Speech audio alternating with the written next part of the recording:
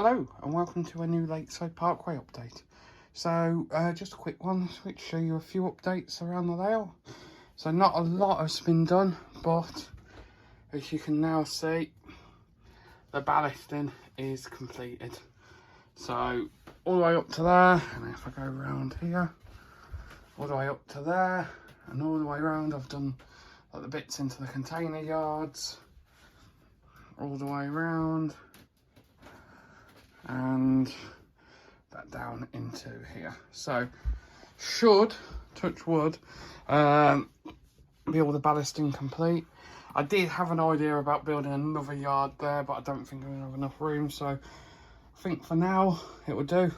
So yeah, I thought in this video I'll show you how I clean the tracks and stuff like that. So before I show you that, let me show you the next plan. So been and got this, which is a load of thick wire to run underneath the layout. So what I'm going to do is have two colours for 12 volt, two colours for 3 volt, and then all the lighting for the layout will be done through them circuits. So rather than having to run trunking and everything like that, they're all going to be droppers like the tracks are, and then should make my life a bit easier hopefully.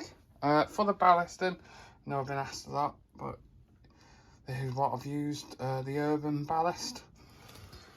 Now this, I must have gone to do the whole layout, I reckon 20 tubs of it. So yeah, it doesn't go that far, but yeah. I also use the tubs to store the other types of ballast I use, but yeah, I mix it up a little bit. As you can probably see around there, I've done it so one of the tracks is new. But yeah, let me show you how I clean. So what I do is have a Class 60, because it's pretty much the most powerful loco.